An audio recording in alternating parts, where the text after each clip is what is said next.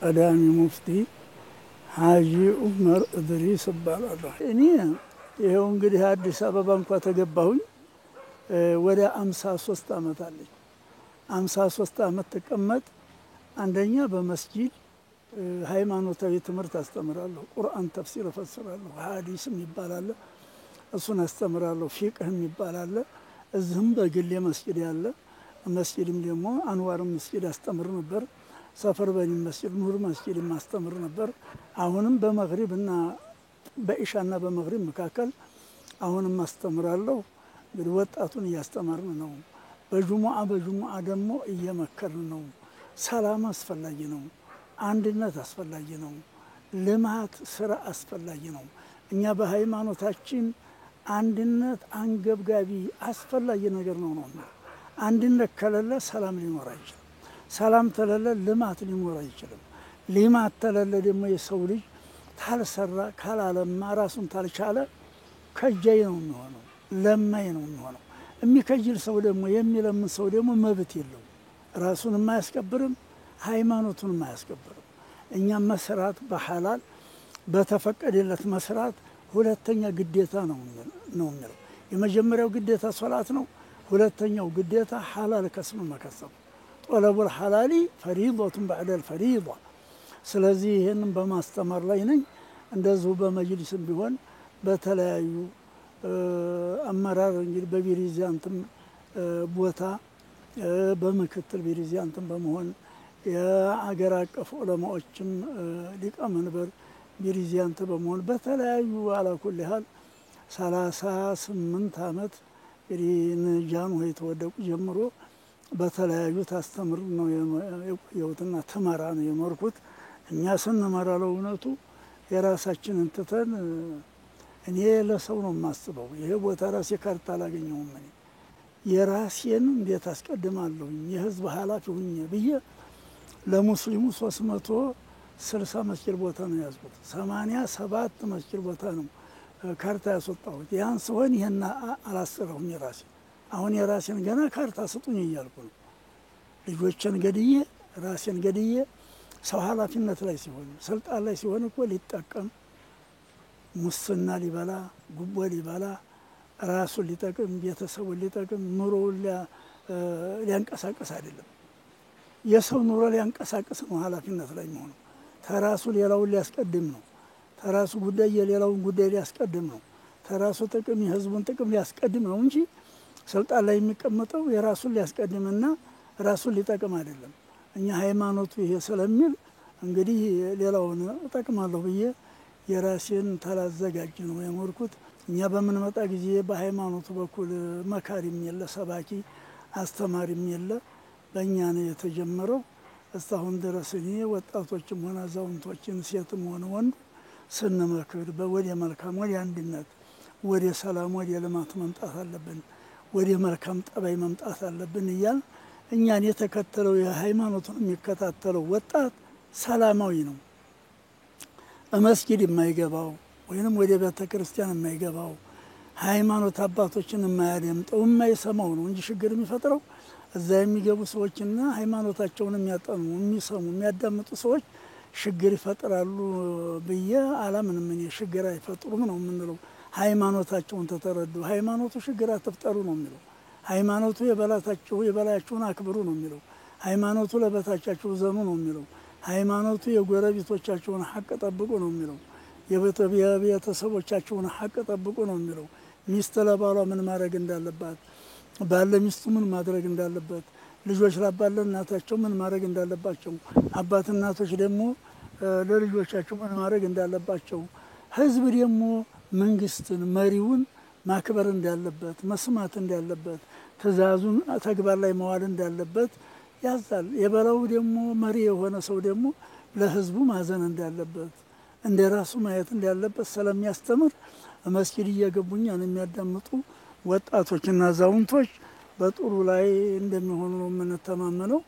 ወደ መጥፎ ይሄዳሉ ብለን አንጠራጠርም። እስከ ዛሬ ያለሁት እንግዲህ እኔ ህዝቡን በማስተማርና በመምከር ላይ ነው ያለሁት እስከ ዛሬ ድረስ ለማለት ነው። የእስልምና ሃይማኖት የሰው ልጅ ክብር የሚነካ የሚጥስ ነገር ሁሉ በአጠቃላይ የተወገዘ የተጠላ ነው። ተምን ይጀምራል? ታስተያየት ነው የሚጀምረው። የሰው ልጅ ነቢያችን አለይሂ ሰላቱ ወሰላም እንዳስቀመጡት የሰውን ልጅ ለወንጀል ለኃጢአት ሰውየው ሌላ ስራ ባይሰራ በክፉ አይን ማየቱ ይበቀዋል ብለዋል። ከፋ ቢልመርኢ አዩሕቂረ አኻሁ ልሙስሊም። ሰውየው በበታችነት በጥላቻ በተሕቂር በማሳነስ አይን ማየት ለወንጀል ይሄ ገሃነም እሳት ለማስገባት ይሄ ይበቃል፣ ሌላ አያስፈልግም ብለዋል። ሌላ ቀርቶ ማየት እንኳ በክፉ ማየት የሰውን ልጅ የበታች አድርጎ ማየት በጥላቻ አይን ማየት ራሱ በሃይማኖቱ በእስልምና ሃይማኖት የተወገዘ የተጠላ በሰው ላይ በሰው ልጅ ላይ አደጋ የሚያስከትል የሆነ ታላቅ ኃጢአት ታላቅ ወንጀል ነው። ተዛ ለጥቆ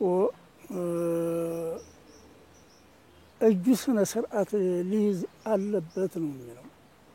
እጁ ስነ ስርዓት መያዝ አለበት። በእጁ የሰው ልጅ የሚያስከፋ ነገር መስራት የለበትም። በምላሱ የሰው ልጅ የሚያስከፋ ንግግር መናገር በእስልምና ሃይማኖት የተወገዘ ነው። አልሙስሊሙ ይላሉ ነቢያችን አለይሂ ሰላቱ ወሰላም፣ አልሙስሊሙ መን ሰሊመ አልሙስሊሙነ ሚን ሊሳኒሂ ወየዲሂ ይላሉ። አንድ ሰው ሙስሊም የሚባለው ጥሩ ሰው የሚባለው ተምላሱ ተንኮል ተእጁ ተንኮል በእጁ ሰው የሚያስከፋ ነገርም አይሰራ በምላሱ መጥፎ ነገርም አይናገር ነው የሚሉት። እንደዚሁ በሌላው ሐዲሳቸው ሙእሚን ብሎ ማለት ህዝብ በአጠቃላይ የሚያምነው ሰው ነው። ገሌ መጥፎ ነገር አይናገርም መጥፎ ነገር አይሰራም ብሎ የሚያምነው ሲሆን ነው ትክክለኛ ሙእሚን ነው ተብሎ የሚባለው እያሉ እንደዚህ ያለ አስቀምጠዋል። አላህም እንደዚሁ በቅዱስ ቁርአን እስበሳችን እንዳንተማማ ወላ የግተብ ባዕዱኩም ባዕዷ እያለ ወለው ሐሜት እንኳ ለሰው ልጅ አንዱ አንዱን ማማት፣ አንዱ አንዱን መስደብ፣ አንዱ አንዱን በጥላቻ አይን ማየት፣ በመላሱ ሰው መዋሸት፣ ይህን ሁላ በጣም የተወገዙና የተጠሉ ናቸው። እንኳን ተዚህ አልፎ ሰውየው እመማታት፣ እማድማት፣ እመግደል፣ እመዝረፍ መድረስ ይህማ ያውሬ ጠባይ እንጂ የሰው ልጅ ጠባይ አይደለም ነው የምለው እንደ ሃይማኖት። ስለዚህ ማንም ሰው ቢሆን ይሄ ወጣትን ብቻ የሚመለከት አይደለም። ወጣቶችም ወንዶችም ሆኑ ሴቶች እነዚህን ስነ ስርዓቶች ማክበር እንዳለባቸው ነው። አይናቸውን ስነ ስርዓት ማሳዝ፣ መላሳቸውን ስነ ስርዓት ማሳዝ፣ እጃቸውን ስነ ስርዓት ማሳዝ፣ እግራቸውን ስነ ስርዓት ማሳዝ፣ መጥፎ ዘንዳ እንዳይሄድ ወደ መጥፎ እንዳይሄድ ይገር እጅ በመጥፎ ነገር እንዳይጨብጥ መጥፎ ነገር እንዳይሰራ መቆጣጠር ይሄ የየአንዳንዱ ሰው ድርሻ ነው። ለወጣት ብቻ ሳይሆን ለሴቱም ለወንዱም ለአዛውንቱም በአጠቃላይ ለሃይማኖት አባቶችም ቢሆን ለአመራር ላይ ላሉም ሰዎች ቢሆን ይሄ በአጠቃላይ ሁላችንንም የሚመለከት ተግባር ነው እንጂ ወጣቶችን ብቻ የሚመለከት አይደለም። በመሰረቱ እንግዲህ የሰው ልጅ ስነ ስርዓት እንዲይዝ አላህ ነቢያቶችን ልኳል፣ ሩሱሎችን ልኳል። ሊቃውንቶች እየተካኩ በዛ ላይ ምክር ይሰጣሉ። ወደ መልካም ነገር እንዲመራ ሰው ያደርጋሉ። በመልካም ጠባይ እንዲኮለኮል እንዲያድግ ያደርጋሉ። ሆኖም በዚህ ላይ ታላቁ ተፈላጊ ለእውነቱ መመሪያ ነው። የመንግስት መመሪያ ለሰው ልጅ የሚያስቀምጠው መመሪያ ቀጭ የሆነ መመሪያ መሆን አለበት። አስተማሪ የሆነ መመሪያ ማለት አለበት። ሁለተኛው ወላጆችን ነው የሚመለከተው። ወላጆች ልጆቻቸውን ሲያሳድጉ በስነ ስርዓትም ያሳድጉ መሆን አለባቸው። ራሳቸው አባትና ስነ ስርዓት ያላቸው መሆን ያስፈልጋል። አባቱ ዝሙት የሚሰራ ከሆነ አባቱ የሚዋሽ ተሆነ አባትናቱ ሌባዎች ተሆኑ፣ ተንኮለኞች ተሆኑ፣ ችግር ፈጣሪዎች ተሆኑ ልጁ እንዴት አድርጎ መልካም ጠባይ ይይዛል? ማንን ተከትሎ ነው የሚያድገው? ሌላው ደግሞ ሶስተኛው ደረጃ አስተማሪዎች ናቸው። አስተማሪዎች ሲጋራ የሚያጭሹ ተሆነ የሚጠጡ ተሆነ በዝሙት የሚጨማለቁ ተሆነ እኒያ ሰዎች ያስተማሯቸው ተማሪዎች እንዴት አድርገው ትክክለኛ ይሆናሉ? እንዴት አድርገው ስነ ስርዓት ያገኙ ተማሪዎች ይሆናሉ? እንዴት ሆነው የተአደቡ የበላያቸውንም ያከብሩ ለበታቻቸው የሚያዝኑ ወጣቶች ሊሆኑ ይችላሉ? ስለዚህ አንደኛ ደረጃ አመራር ላይ ያሉ ሰዎች ትክክለኛ መሆን ያስፈልጋል። መመሪያቸው ጠበቅ ያለ ቀጭና አስተማሪ ሊሆን ያስፈልጋል። ሌላው ሁለተኛ ወላጆች ናቸው። ወላጆች ስነ ስርዓት ያላቸው መሆን ያስፈልጋቸዋል። ቅድሚያ ራሳቸው ልጆቻቸውን ደግሞ ስነ ስርዓት ያላቸው መሆን ያስፈልጋል። ሶስተኛው አስተማሪዎች ናቸው። አስተማሪዎች መጀመሪያ ራሳቸው ስነ ስርዓት ያላቸው መሆን ያስፈልጋል። እነሱ ዱርዬ ተሆኑ ተማሪያቸው እንዴት ሆኖ ስነ ስርዓት ያገኘ ይሆናል? ሌላው እንግዲህ የሃይማኖት አባቶች ናቸው። የሃይማኖት አባቶችና ሽማግሎች የሚፈለግባቸው መምከር ነው። የሰው ልጅ ስነ ስርዓት እንዲይዝ ማድረግ ነው። የሰው ልጅ ወደ መልካም ጠባይ እንዲመለስ መምከር ማሳወቅ ነው። ለሰው ልጆች ማዘን ነው። እንግዲህ ደግሞ ተኛ የሚጠበቅ ከፍታ ነገር አለ። ከሃይማኖት አባቶች ከሽማግሎች ከባድ ነገር ይጠበቃል። የሃይማኖት አባቶች ራሳቸው ተውሸት የተቆጠቡ የሆኑ እንደው ተማታለል የተቆጠቡ የሆኑ እንደው ተመጥፎ ጠባይ እንግዲህ ተስስት ተመጥፎ ነገር ከማንም ነገር የተቆጠቡ ህዝብ ዘንድ ተቀባይነት ያላቸው የሆኑ እንደሆነ የሃይማኖት አባቶች ህዝቡ ይቀበላቸዋል። ህዝቡ ያከብራቸዋል። ህዝቡ ሊከተላቸው ይችላል። ህዝቡ የመከሩትን ምክር ተግባር ላይ ሊያውል ይችላል። የሃይማኖት አባቶች እኛ ትክክለኛ ካልሆን፣ እኛ ተመጥፎ የተከለከልን ካልሆን፣ እኛ ስነ ስርዓት ያለን ካልሆን የምንመክረው ህዝብ ደግሞ እኛን ተከትሎ ስነ ስርዓት ሊያገኝ አይችልም። እኛ የምንመክረውን ተግባር ላይ ሊያውል አይችልም። ወደ ሰው የምናስተላልፈውን ነገር መጀመሪያ እኛ ተግባር ላይ የምናውለው መሆን አለብን። አንድ ዓሊም ይላል እኛ ኪታቡ አንድ ባሪያ መጥቶ ወትሮ ባሪያ በነበረበት ጊዜ እንዲ ፈረንጅ ሁር ሳይለው ጌቶቼ ነፃ እንዲወጡኝ ቤተሰቦቼ ሸምግሉልኝ ይላቸዋል። እሳቸው ባሪያ ነፃ አውጥተው አያውቁም። እኔ ያልሰራሁበትን ነገር ሰው እንዴት እመክራለሁ ብለው ባሪያ ገዝተው ነፃ ወጡ ይላል። እኔ ታልሰራሁኝ ሰው ዘንዳ ተቀባይነት አላገኝም። እኔ ያልሰራሁበትን ሰው መምከር አልችልም ብለው እንዲህ አድርገዋል ይላል።